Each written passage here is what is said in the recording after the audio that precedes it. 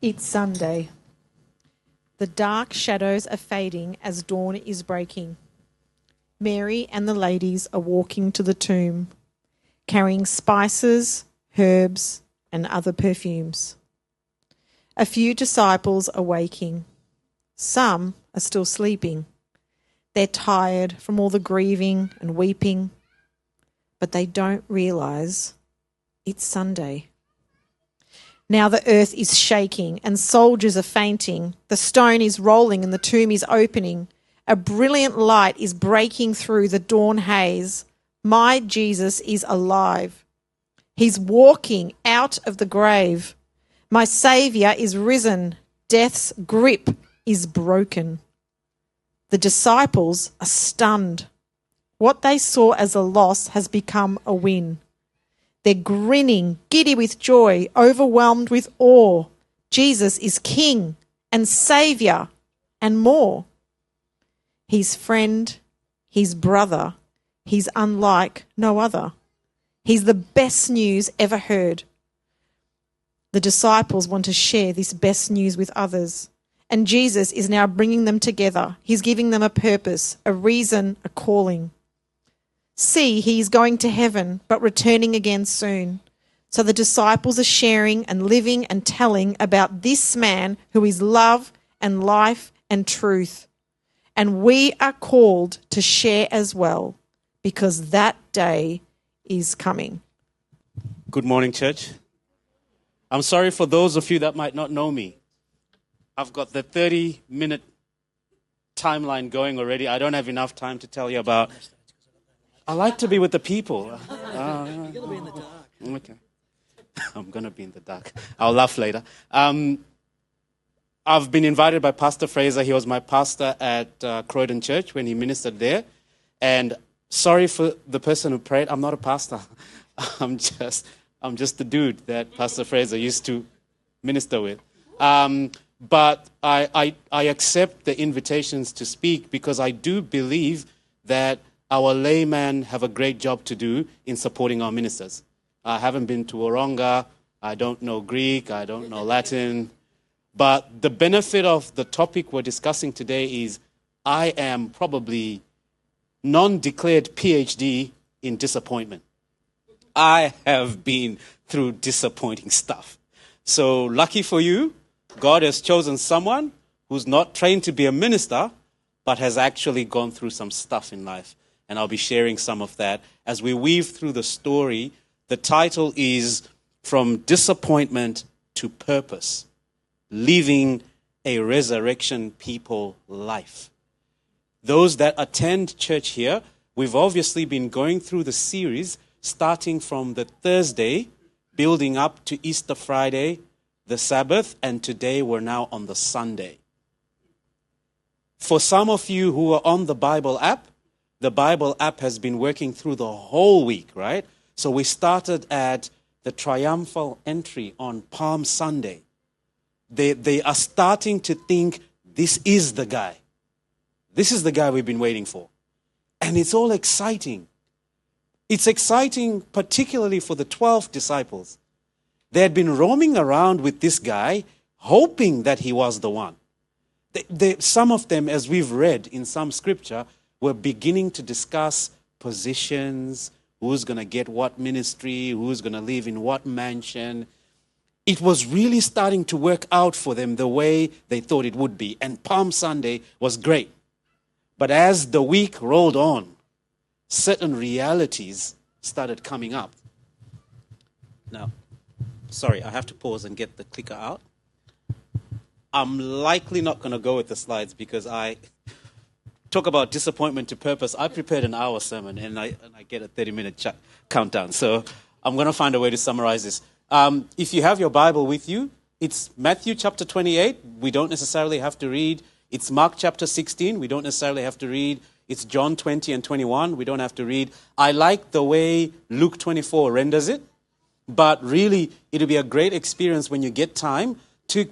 And just let the Bible, I'm sure we've got the Bible app. It just reads, right, while you're vacuuming. And we all do that now. It's not cheating. It counts as Bible study. You can just try and hear the different versions, because the elements they all bring really add the whole story up. I'm going to try and bring the story having looked at all four. That's what I'm going to try and do. So it's Sunday. Friday, he was crucified. You can imagine how they felt. These are not members of Bode Adventist Community Church who've been waiting for Christ to come, and they understand he had to be crucified, and they believe he's going to rise on the third day and everything is going to work out. These are people that thought he was going to Canberra. That's what they thought. That is exactly what they thought. He was going to change the whole thing. Now, it's easy today in 2025, particularly if you're not in Elmo, to think, oh, these guys, right? They had all the signs. But we have to remember, expectation plays a big role in our lives. There's psychology theory that speaks of expectations discommunication theory. And it says, your expectations of an event far outweigh what the actual outcome is. It doesn't matter what actually happens. What really drives you and your mental psyche is what you thought would happen. And this is where we find the disciples. They're in a place where they thought this person was going to transform everything. I can imagine there were people that expensed their credit cards because they thought we are going to be in money come Friday or whatever. I don't know. I don't know what it is that's happening in your life. But there are expectations that we set.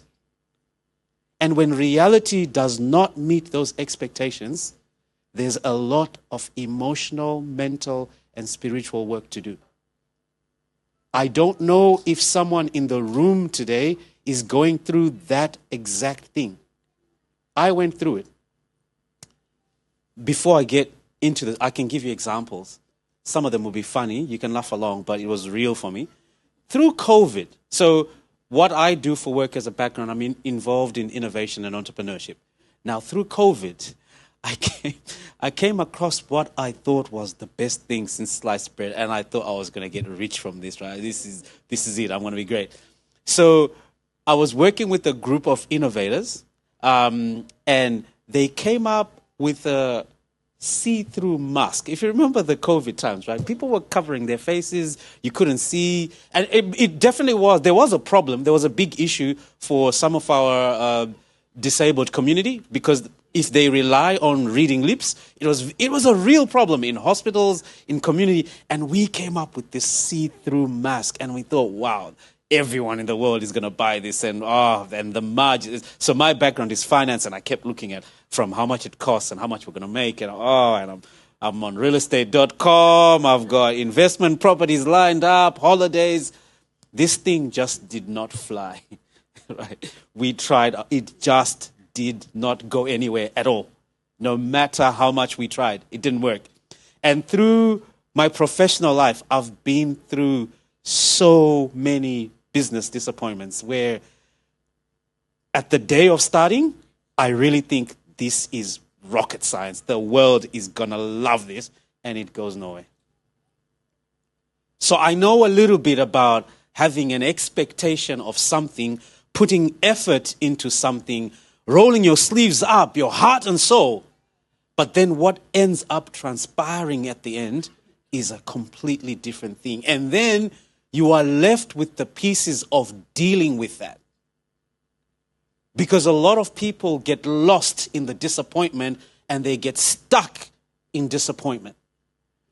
I'm here to tell you today that disappointment is a part of the process to success. I've read a lot of books about Steve Jobs. I've read a lot of books. Look, Bill Gates, he probably came from a good family, might not have, pricked a finger all his life. But most of the famous innovators today, it's really because they are masters at getting up after falling. It's not because they're awesome from day one at all. They've gone through disappointment after disappointment, failed project, failed business, near bankruptcy. And then finally things click and then they become famous. But they've been through stuff. I just want to tell you this morning, that going through stuff isn't the problem. Going through stuff should not feel that strange. In fact, there's one famous saying that has held my mental health together, and it's good old Pastor Fraser that taught me this probably 10 or 15 years ago. He taught me that you are always in a particular state out of three. You are either in crisis, about to get into crisis, or coming out of crisis. Constantly. But there's something about human nature that has made us crave for a state of no crisis. We're all craving for that. We all think after the first job, I'll have so much money I might not even need to work again. Doesn't happen. We all think after the first kiss, we'll never be alone again. You will be alone at some point. Right? There's something about human nature and seeking a constant state of something that we desire. And the disciples were the same. Roaming around with Jesus and doing all they were doing, they were becoming famous, they were known. That is what they were now looking for in life. But unfortunately, life moves. And we have to find a way to move with it and adjust with it. So the key message today is it's okay to face disappointment. It's okay when things are seemingly to not be working out. The most important thing is how you can gather yourself together. And I'm here to share with you today that focusing on your purpose is quite consistent in helping you to get to the next stage. Purpose. I don't know how many of you know your purpose. It's clear from the reading when you get time to read it, and like I said, we're not going to read it now. It's clear from the reading that even though the disciples had walked and worked and lived and ate with him, some of them for 3 years, they still had not worked out their purpose. They still hadn't. One of the key things about purpose is it's actually not about you. It's amazing that when we do give ourselves a thought about purpose, we are so minute to think that my purpose has something to do with me. One of the first steps in purpose is realizing that it's actually got nothing to do with you. When the disciples finally came to that place of understanding that everything that had happened was not about them, it was about the kingdom, which begins with Christ but extends to the ends of the world. Then they woke up to something quite interesting. So Luke chapter 21, we first encountered the disappointment. The disappointment strikes in 3 ways. Number 1, Mary and a number of ladies head over on Sunday morning, and interestingly enough, they are there and the stone has been rolled away. Some interesting stuff, ChatGPT, Google, about the stone. And I think whoever designed this got this about right. The idea is that the stone weighs about 2 tons, 2,000 kilograms. It's put in at an angle and it falls into place here. How many men do you reckon it takes to move 2,000 kilograms? Got to get you involved now. I know you'll have the discussions after. I'm trying to look for the gym buff in here and ask him how much he benches. Oh, someone's pointing over there. 8 to 12. 8 to 12 strong. I'm not going to point fingers here, but not you. You know who you are, not you. We don't need 8 of you. Real dudes, right? 8 to 10. And they arrive before sunrise on Sunday morning. They went there early. They wanted to demonstrate their keenness on this matter. They knew they had a job to convince 10 really strong dudes to move the stone. They didn't even know who that was going to be. And here's how exciting it is. They didn't even bother with the 12 disciples. So the 12 disciples were not that dude. I mean, they could have come with those 12, right? We need 10. It was not them. All 12 of them would not do the job. So they needed real men to do it. And yeah, real men. I saw a chuckle. Real men to do it. So they arrive and it's done. And it's unfortunate in their state, and I want you to mark this. It's unfortunate that in their state of disappointment, they didn't realize the miracle in it. They were now upset that 12 really strong dudes have come and stolen him. Rather than thinking of the miracle of how did this thing that needed 12 real men move before we even came. They go in, he's not there. He's not there clearly. Crisis. He's like, we had hoped he would. So when they get back to the other disciples and they tell the men, not so real men, fake news men, when they get back, they tell them this has happened. And they don't believe it. Because part of the thinking is, if somehow Jesus could hire 10 really strong dudes to get him out, well, why didn't he just stop it on Friday? Right? If he could hire 10 guys to do this, well, he should have used the same guys and stopped the crucifixion and marched on to Canberra. Jesus is forgetting the mission. We were supposed to take power here. And so they're disappointed. Strike number 2, Sunday morning, is on the road to Emmaus. And I love that story greatly, right? Some guys are walking. They were with the women. So when you weave up Mark, Luke, John, and Matthew, you realize that when the women came back, they reported what happened. When they reported what happened, Peter went in, checked, nothing happened. But there's a bit of doubt still about what's happening here. Has he been stolen? Surely he can't have risen. It's not that. Let's not entertain that thought. We'll disappoint ourselves further. Don't do that. If you're looking for a house, don't go to another auction. Don't open realestate.com again. You will be disappointed. Is it safe to say this? Yes, there'll be some Chinese person that will outbid you in the next one, right? We've been there, right? Don't do it. But they were still in there. There were some that still thought something was happening here. On the road to Emmaus, they are walking. They're talking about it. They're discussing it in detail. I've been trying, and I wish I'd gone to the seminary. I don't understand why they could not see that it was him. I don't understand why the language he was using didn't connect with them. Even the depth of knowledge.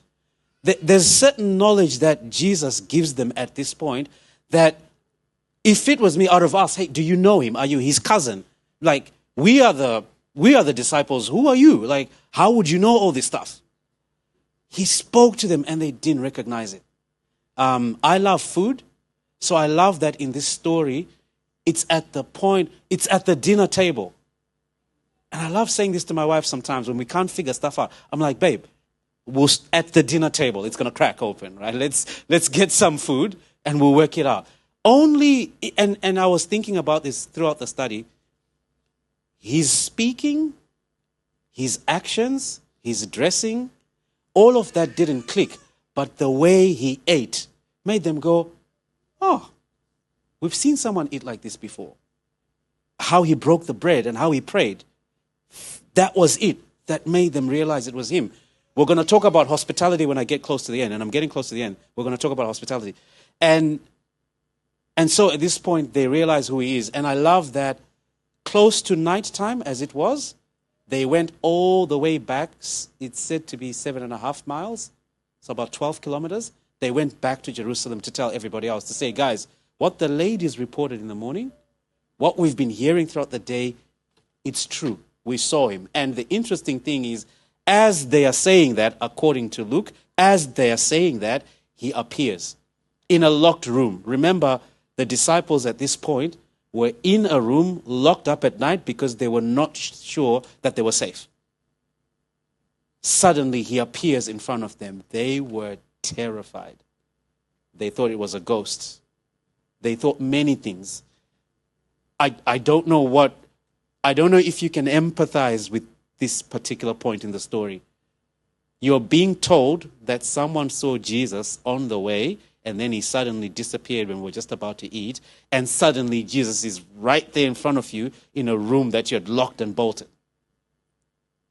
And through all of this, and there were many other times he appeared. He appeared to them when they were fishing, and he made bread for them. All this time, through this time, they still hadn't started the journey to purpose. All these appearances of Jesus, to them, were still about them. It was still about making them believe, making them understand, comforting them from crying. But it's only pre the ascension when he finally says, guys, the game here is I want you now to go and preach and teach and tell everybody else all that stuff that we went through. And I like that the responsibility was not left to the disciples. And I'm trying to suggest to you this morning that the same responsibility is not left to you. He is here to take you from your disappointment, take you through the teaching, the understanding, the explaining of everything that has happened in your life. For you to get to the point where you understand what your purpose is. Nothing will ever get us out of disappointment bigger than purpose. There are some things that can temporarily get us out of there. Money, excitement, new relationship, all those things, new car, new house, they're good stuff. But to really get us in the right direction, we need purpose. What will we do when we have purpose?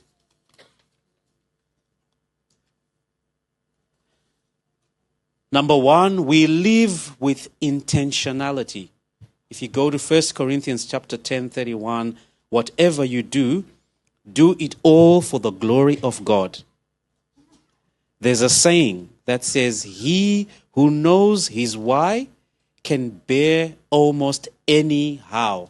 Or anyhow, whichever way you play with that, it makes sense, right? He who he who knows his why can bear through anyhow or anyhow.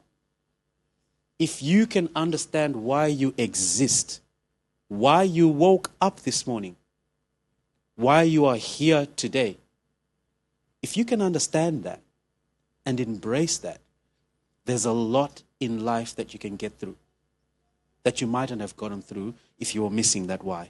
So living with intentionality is something that we do when we're going towards purpose. We don't drift. We don't just live day by day, moment by moment. There's actual intention in what we're doing. I'm not the greatest husband. I'm probably not the greatest dad. But in the moments when I do it well, it's when I'm actually intentional about being there for my wife, being her companion, being her support, being her love and charm, yes. Being there for my kids. And I can see a few kids in the room. We'll just quickly on the side share something that's been going on in my mind around kids. I've got an 18-year-old, but she's done up. I've got a 4-year-old and a 2-year-old. And I'm thinking a lot about the 4-year-old and the 2-year-old. And it dawned on me through reading scripture and life experiences, my role in life is to be the primary educator for my kids. And I'm not talking about school. I'm talking about the school of life. That's my role. Like we tend to think that the education system, when we outsource it and we send them to learn about geography and physics and science, that, oh, my kid's education is sorted and I'm paying private school fees, it's all done. The primary job in my life is to educate my kids. And I'm trying to be intentional about that these days. To really, like, for the 4-year-old and the 2-year-old, they are learning their ABCs from me. They're learning their 1 to 10 from me. That's my job. They're learning about life, about disappointment, about manners. We're going through manners at the moment. The 2-year-old, if she demands to have a snack, and I say, where are your manners, please? And she goes, manners. Instead of saying, oh, please and thank you. She just says the word manners, but we'll get there. intention. I used to drift with my kids. And their parents here pop on the VeggieTales, and then somehow it's all sorted, right? Because they're watching VeggieTales while I'm on Instagram, on Facebook, watching my soccer highlights, doing my work, and VeggieTales is going to educate them on the right stuff. VeggieTales is great. But the primary role of teaching these kids is mine, and I need to wake up every morning. Like, seriously, what is the learning plan, teaching plan of today? What am I teaching them today? Okay, today I'm going to teach them about money. And then we go through it. Today I'm going to teach them about respect. And then we go, it's my job. Intention. Intention, I think intention pays a lot with a spouse. Fellas, seriously. Seriously. If you just, I even use sticky notes when I have to. Reminders in my calendar. Just tap, remember to be nice this morning. Remember to say something about her hair, her figure when the kids are not there, whatever. Intention. To actually say, I am going to do this. I am going to make sure she feels loved today. And yeah, look, I probably do it once a week, but fine. At least I do it. Right? So, intention. Number 2, witness with your action. I don't know what it is, and I don't know if everybody here is Adventist, but I'll address the Adventist crowd. I don't know what it is about us as Adventists that makes us think that talking about it is the game. Do you understand what I'm saying?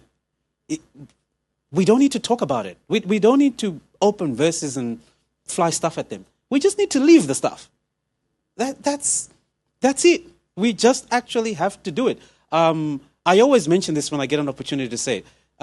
In the Church of Latter-day Saints, and I recommend BACC take this on, this new policy. In the Latter-day Saints Church, if you are nominated to be an elder or a leader, what they do next is they will go to your house, they will go to the house in front of yours, to the left of yours, to the right of yours, to the back of yours, and just ask if those people know that you go to Latter-day Saints. And if you don't strike at least 50% on that, you cannot be a leader. Plain and simple. How do you want to come here every Saturday and lead us from the front, yet the guy who lives in front of you, on the side of you, and behind you doesn't know? Tough, old school kind of religion, but I think it's cool. I think it's fair. You cannot want to be a leader here, and yet the very basics are not done. So we need to witness with our actions. How you mow your lawn, how you cut your grass has got to get your neighbors going, there's something different about that guy. And I want to find out why. I have been suffering in my hospitality in my community a lot since COVID. COVID just made me not want to talk to people, do things. But lately I've reignited it. And it's been so pleasant to reconnect with my neighbors. Chat on the fence. We're mowing the lawn at the front. We stop blokes. We talk about stuff. Go to Bunnings together. It's good stuff. Number 3, sorry, I'll run over a little bit, and if you have any problems, I've got text evidence from Pastor Fraser that I can go over. Number 3, resilience in suffering. Resilience in suffering. 2 Corinthians chapter 4, verse 8, we are hard-pressed on every side, but not crushed. It's really important for us to be resilient. Bouncing back, taking a knock. Let's move away. I think I'll move quickly from this one. I addressed it before. Let's move away from the false pretense of there's a constant we can reach of milk and honey and that's it. Everything is just going to be constantly upside from there. Life has got ups and downs. We've got to be able to handle it. That's it. I remember when I was learning to be an entrepreneur, one of the things that a mentor said as a joke, he just said, do you have a defibrillator? I said, what do you mean? He's like, well, if you're going this road, you need something that can lift your heart up every now and again, right? You can't do this stuff unless you can charge your heart. We need to be able to just get up. Just get up. Take a knock, get up. And I can't say enough about that, guys. It's going to be difficult to be a good disciple, even to be a good husband, good co-worker, good brother, sister, good cousin, good friend, if you can't take a knock and get back up. You just have to find it in you to get back up. Number 4, be a peacemaker. Not just keep the peace. There's a difference there. There's peacekeeping, there's peacemaking. Peacemaking is proactively creating environments that are harmonious for the people around you. Wherever you go, things are calm and zen and cool. People trust you. People are okay with you. Even the crazies come down when you're there because they know you are there. Create an environment around you, an aura of just calm. We can talk to this guy. We can work through a problem with this guy. We can celebrate with this guy. We can cry with this guy. Number 5, I think I mentioned this before, hospitality and inclusion. Inclusion is a big part of hospitality. There was a stat I once had when I was a young man and was still growing in my faith. I used to watch a lot of Brad Pitt. And you go check this. It's interesting that in most movies, Brad Pitt eats. He's always eating. He's always eating something in a movie. He has not, allegedly, I haven't checked this, but he has not done a movie where he doesn't eat. And I was thinking about it when I was driving. I'm like, oh, this is Jesus, right? Jesus, there was always food, right? There was always food. And that should send a message to you. There's something about food. One of the ways I've broken through with my neighbors has been food.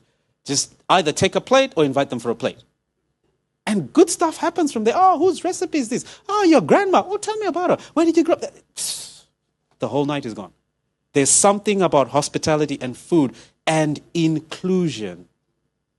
Don't exclude. Don't just hang out with the cool guys. Hang out with the non-cool guys. Hang out with the geeks like us. Invite us in. We've got cool stuff to tell you as well, right? So hospitality and inclusion. The next one, and I'm finishing up soon. Geez, the thing is red. I'll be finishing up soon. Hope as a lifestyle. If you go to 1 Peter 3:15, always be prepared to give an answer of the hope that you have.